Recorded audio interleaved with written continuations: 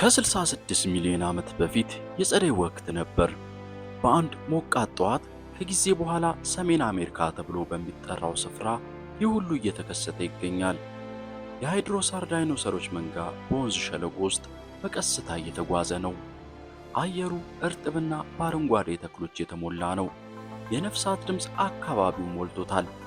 በፈርን ተክሎች መካከል የሆነ ቦታ አንድ ወጣት ትራይሰራቶፕስ ራሱን ዝቅ አድርጎ ውሃ ለመጠጣት ያጎነብሳል። ከእነሱ መካከል ምንም አይነት ፍጡር ወደ ላይ አያይም። ቢመለከቱ ግን በቀይ ሰማይ ላይ አንድ አዲስ ኮከብ ባዩ ነበር። ይህ ኮከብ ለሰዓታት ብሩህነቱን እየጨመረ መጥቷል። አሁን ከፀሐይ የበለጠ ደማቅ ሆኗል። አይንቀጠቀጥም። በሕይወታቸው ሁሉ ካዩአቸው ሌሎች የሰማይ ብርሃናት ጋር በሚመሳሰል መልኩም አይንቀሳቀስም። እየወደቀ ነው። በጥቂት ሰከንዶች ውስጥ በዚህ ሸለቆ ውስጥ ያለ እያንዳንዱ ሕያው ነገር ይሞታል። በ24 ሰዓታት ውስጥ ደግሞ ከ165 ሚሊዮን ዓመታት በላይ የዘለቀው የዳይኖሰሮች የበላይነት ለዘላለም ያበቃል። ይህ የዚያን ቀን ታሪክ ነው። ምን ያህል ነገር እንደጠፋ ለመረዳት የእነሱ ዓለም ምን ያህል የተሟላ እንደነበረ መገንዘብ ያስፈልጋል። ዳይኖሰሮች ያልተሳካ የፍጥረት ሙከራ አልነበሩም። ፕላኔታችን ከመቼውም ጊዜ በላይ ያፈራቻቸው እጅግ ስኬታማ ትልልቅ እንስሳት ነበሩ። ከ165 ሚሊዮን ዓመታት በላይ በሁሉም አህጉራት ላይ ገዝተዋል። ይህንን ቁጥር በትክክል ለመረዳት ከመጀመሪያው ቀጥ ብሎ መራመድ ከጀመረው የሰው ዘር ቅድመ አያት እስከዚች ቅጽበት ያለው የሰው ልጅ ታሪክ በእነሱ የግዛት ዘመን ውስጥ ከ800 ጊዜ በላይ ይደጋገም ነበር። ይህች ፕላኔት የእነሱ ነበረች። እኛ እነሱ ከሄዱ በኋላ የመጣን ተከራዮች ብቻ ነን። በዚህ የመጨረሻ ጠዋት ምድር አሁን ከምናውቃት የበለጠ ሞቃት ነበረች። በሰሜንና በደቡብ ዋልታዎች ላይ ምንም አይነት የበረዶ ክዳን አልነበረም። የአበባ እጽዋት ያሏቸው ደኖች ከዋልታ እስከ ዋልታ ተዘርግተዋል። በጥልቀት ያልሄዱ ባህሮች ውስጥ ሞሳሳር የሚባሉ ግዙፍ የባህር ተሳቢ እንስሳት እንደ ሕያው የውሃ ውስጥ መርከቦች ውቅያኖሱን ይቆጣጠራሉ። ከላይ በሰማይ የክንፋቸውን ስፋት ከትንንሽ አውሮፕላን ጋር የሚመጣጠን ፕቴሮሳርሶች ነፋሱን ተከትለው ይበራሉ። መሬት ላይ ደግሞ ግዙፎቹ ይነግሳሉ። ታይራኖሳሩስ ሬክስ 13 ሜትር የሚረዝም የጡንቻና የጥርስ ግዙፍ ፍጡር ማንም ሊጠይቀው በማይችለው የምግብ ሰንሰለት አናት ላይ ተቀምጧል። የትራይሰራቶፕስ መንጋዎች በሜዳ ላይ ይጓዛሉ። ዳግቢል ሃይድሮሳሮች በሚሊዮኖች ይቆጠራሉ። ሁሉም ነገር መደበኛ ነው። ሁሉም ነገር ሰላም ነው። ይህ ሁኔታ ግን ለ9 ደቂቃዎች ያህል ብቻ ይቆያል። ይህንን ዓለም ሊያጠፋ የተቃረበው አካል ግን ለብዙ ረጅም ጊዜያት በውሃ ውስጥ ሲጓዝ ነበር። እሱም አስትሮይድ ወይም የጠፈር ድንጋይ ነው። ሳይንቲስቶች ስፋቱ ከ10 እስከ 15 ኪሎ ሜትር ያህል እንደነበረ ያምናሉ። ይህም በግምት የአንድ ግዙፍ ተራራ ያህል ነው። መሬት ላይ ብታስቀምጡት ጫፉ የመንገደኞች አውሮፕላን የመብረሪያ ከፍታን እንኳን አልፎ ይሄዳል። በሰከንድ በግምት 20 ኪሎ ሜትር፣ በሰዓት ከ70,000 ኪሎ ሜትር በላይ በሚሆን አስደናቂ ፍጥነት እየተጓዘ ነው። በዚህ ፍጥነት አስትሮይዱ በቀላሉ ወደ ምድር አይወድቅም። ከውሃ ጋር እንደሚጋጭ ጥይት የፕላኔቷን ከባቢ አየር በከፍተኛ ኃይል ይመታል። ነገር ግን ከታች ያሉትን ሕያዋን ነገሮች ሁሉ የሚጠብቀው ባለ 100 ኪሎ ሜትሩ ከባቢ አየር እንደዚህ ያሉ ግዙፍ ነገር ለመቋቋም ምንም ያህል ተቃውሞ ሊያቀርብ አይችልም። አስትሮይዱ ሰማዩን በሙሉ በአንድ ሰከንድ ውስጥ ይበሰዋል። በዚያች አንዲት ሰከንድ በፊቱ ያለው አየር በእጅጉ በመጨነቁ የተነሳ ከፀሐይ ወለል ሙቀት በብዙ እጥፍ የሚበልጥ እሳት ይፈጠራል። በመጨረሻው ቅጽበት ወደ ላይ የሚያይ ማንኛውም ፍጡር ከ1000 ፀሐዮች የበለጠ ብሩህ የሆነ የብርሃን ፍንዳታ ያህል አይኖቹ የሚመዘግቡት የመጨረሻው ነገርም ይህ ይሆናል።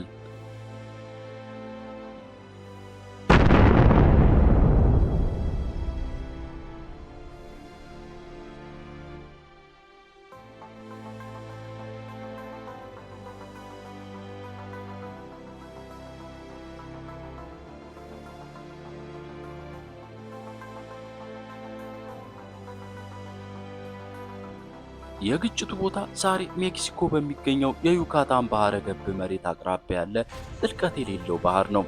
አስትሮይዱ በቢሊዮኖች የሚቆጠሩ የኒውክሌር ቦምቦች ኃይል ምድርን ይመታል።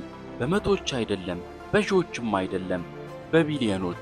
በአንድ ቅጽበት ከ180 ኪሎ ሜትር በላይ ስፋት ያለው በ10 ኪሎ ሜትሮች ጥልቀት ያለው ግዙፍ ጉድጓድ በፕላኔቷ ላይ ይቀረጻል። የምድር ቅርፊትም ራሱ ወደ እንፋሎት ይቀየራል። ድንጋዩ እንደ ፈሳሽ ይፈሳል። የባህር ወለል እንደ ብርቱካን ቆዳ ይገፈፋል። ለአንድ ትንሽ የሰከንድ እጅግ አነስተኛ ክፍል በዓለም ላይ እጅግ ጥልቅ ጉድጓድ በመፈጠሩ የምድርን ማንትል ወይም ውስጣዊ ንብርብር ማየት ይቻል ነበር። ከዚያም ፕላኔቷ መልሳ ትዋጋለች። የቀለጡ ድንጋዮችና የተነነ ቁስ በከፍተኛ ኃይል ወደ ላይ ይወረወራል። ከእነዚያም አንዳንዶቹ ከባቢ አየሩን ሙሉ በሙሉ በመሻገር ወደ ህዋ ይወጣሉ። ከዚያም በመላው ዓለም ላይ እንደ እሳት ዝናብ ይወርዳሉ። ከግጭቱ ቦታ የሚነሳ የጠንካራ ምድር ማዕበልም በኩሬ ውስጥ የተወረወረው ድንጋይ ማዕበል እንደሚፈጥር ሁሉ ወደ ውጭ ይስፋፋል። ነገር ግን እዚያ ድንጋዩ የተራራ መጠን አለው፣ ኩሬው ደግሞ የመላው ፕላኔት ቅርፊት ነው። ከግጭቱ ቦታ በ1000 ኪሎ ሜትር ክልል ውስጥ ያለ እያንዳንዱ እንስሳ በመጀመሪያው ቅጽበት ይሞታል። በሱናሚ አይደለም፣ በእሳትም አይደለም፣ ነገር ግን በአየርና በመሬት ውስጥ በተፈጠረው ሁሉንም ነገር በቅጽበት በሚያደርግ የድንጋጤ ማዕበል ወይም ሾክ ዌቭ ነው።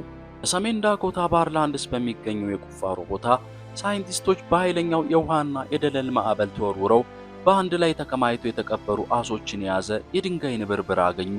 እነዚህ አሶች በጊዜ ሂደት በሰላም አልሞቱም። ሁሉም በአንድ ጊዜ ነው የተገደሉት። እርስ በርስ ተከማችተው ነበር። እያንዳንዶቹም አፋቸው እንደተከፈተ ነበር። ተመራማሪዎቹ የእነዚህን አሶች ሌሽ በጥንቃቄ ሲመረምሩ አንድ አስደናቂ ነገር አገኙ። ጥቃቅን የመስታወት ኳሶች በቺክሹሉብ ክሬተር የተወረወሩት ሰማዩን ወደ እሳት የለወጡት የቀለጡ ድንጋይ ጠብታዎች ነበሩ። አሶቹም እነዚህ ነገሮች በመተንፈሻ አካላቸው ውስጥ አስገብተዋቸዋል። ይህም ማለት እነዚህ እንስሳ ከግጭቱ የተነሳ ፍርስራሽ መዝነብ ሲጀምር በሕይወት ነበሩ፣ እየተነፈሱም ነበር። የወደቀውን ፍርስራሽ ተነፈሱ። ከዚያም በጥቂት ደቂቃዎች ውስጥ ሕይወታቸው አልፎ ተቀበሩ። ከእሳቱ የተረፉ ዳይኖሰሮች በጥልቅ ውሃ ውስጥ ወይም ከመሬት በታች ተጠልለው የነበሩ ከዚያ የባሰ አስፈሪ ነገር ገጠማቸው። ምክንያቱም አስትሮይዱ አንዱን መጥፎ ቀን ብቻ አላመጣም፣ መጥፎ 10 ዓመታትን እንጂ። አቧራው በመጨረሻ ሲጸዳና ፀሐይ እንደገና ስትመለስ ያገኘችው ዓለም ከቀድሞ ጋር ለማነጻጸር የማይቻል ሆኖ ነበር። በምድር ላይ ከነበሩት 4 የእንስሳትና የእጽዋት ዝርያዎች ውስጥ በግምት 3ቱ ጠፍተዋል። ከቤት ድመት የሚበልጥ እያንዳንዱ ዳይኖሰር ሙሉ በሙሉ ጠፋ። ለ165 ሚሊዮን ዓመታት ፕላኔቷን ይገዙ የነበሩ ፍጥረታት ሙሉ በሙሉ ተደምስሷል። ጂኦሎጂስቶች እንደሚያዩት ይህ ሁሉ በአንድ ቅጽበት የተከሰተ ይመስላል። በአብዛኛው የሰው ልጅ ታሪክ ይህ ሁሉ እንዴት እንደተከሰተ ምንም ሐሳብ አልነበረንም። አጥንቶቹን አገኘን። ዳይኖሰሮች በአንድ ወቅት እንደኖሩ ከዚያም እንደጠፉ እናውቅ ነበር። ግን እንዴት? ለብዙ አስርተ ዓመታት መልሱ ግልጽ አልነበረም። ምናልባትም በቀስታ ጠፍተው ይሆናል፣ ወይም በቀላሉ ከሌሎች ፍጥረታት ጋር መወዳደር አቅቷቸው ይሆናል ተብሎ ይታሰብ ነበር። ከዚያ በ1980 አንድ አባትና ልጅ ሁሉንም ነገር ቀየሩ። ሉዊስ አልቫሬዝ የፊዚክስ ሊቅ ነበር። ልጁ ዊልተር ደግሞ ጂኦሎጂስት ነበር። በአንድነት በዓለም ዙሪያ በሚገኙ ድንጋዮች ውስጥ የተገኘ እንግዳና ቀጭን የሸክላ ንብርብር እያጠኑ ነበር። ይህ ንብርብርም የዳይኖሰሮች ዘመንና ከዚያ በኋላ የመጣውን ዘመን መካከል ያለውን ትክክለኛ ድንበር የሚያመላክት ነበር። ሲመረምሩት በዚያ ሊኖር የማይገባ ነገርም አገኙ። ንብርብሩም ኢሪዲየም በሚባል ብረት በእጅጉ የበለጸገ ነበር። ኢሪዲየምም በምድር ቅርፊት ውስጥ እጅግ የማይገኝ ሲሆን በብዛት የሚገኘው ግን በአስትሮይዶች ውስጥ ነው። በዓለም ዙሪያ ባሉ አህጉራት ሁሉ የተገኘው ይህ ቀጭን የኢሪዲየም መስመር አንድ ነገር ብቻ ሊያመላክት ይችላል። ከህዋ የመጣ አንድ ግዙፍ አካል ምድርን መታ፣ አቧራውንም በመላው ፕላኔት ላይ አስረጨ። ይህም ዳይኖሰሮች በሞቱበት ትክክለኛ ጊዜ የተከሰተ ነበር። ይህ አስደንጋጭ ሐሳብን በመሆኑ ብዙ ሳይንቲስቶች ለዓመታት ተቃወሙት። እስከ መጨረሻው የግድያው መሳሪያ እስኪገኝ ድረስ የተቀበረው የቺክሹሉብ ክሬተር ትክክለኛ መጠን፣ ትክክለኛ ዕድሜም ጉዳዩን ተዘጋ። በዚያም በተደመሰሰ ዓለም አመድ ውስጥ ጥቂት ትናንሽ ብዙም የማይታወቁ ፍጥረታት ተረፉ። መደበቅ የሚችሉት እነሱ ነበሩ። ከመሬት በታች ሊቆፍሩና ከእሳቱ ሊያመልጡ የሚችሉት ትናንሽ እንስሳት፣ በረጅሙ ጨለማ ውስጥ በዘሮች በነፍሳትና በትንንሽ የምግብ ቅሪቶች መኖር የሚችሉ ለመኖር ብዙ ነገር የማያስፈልጋቸው ፍጥረታት። ከእነሱም መካከል በፀጉር የተሸፈኑ እንደ ትንንሽ ሽሬዎች የሚመስሉ ፍጥረታት ነበሩ። ፀሐይ በመጨረሻም ወደ ባዶ ዓለም ስትመለስ እነሱም ምንም ጊዜ የሌለባት ፕላኔት ላይ ወጡ። ዳይኖሰሮች ይዘውት የነበረውን እያንዳንዱን የህይወት ስፍራ አሁን ክፍት ነው። በሚቀጥሉት በሚሊዮኖች ዓመታት ውስጥ እነዚህ ትናንሽ ተራፊዎች እየበዙ እየተስፋፉና ወደ ተለያዩ ዝርያዎች ተለወጡ። እነሱም አሳ ነባሪዎች፣ ዝሆኖች፣ ተኩላዎች፣ ፕራይሜቶችና በመጨረሻም እኛ ሆኑ።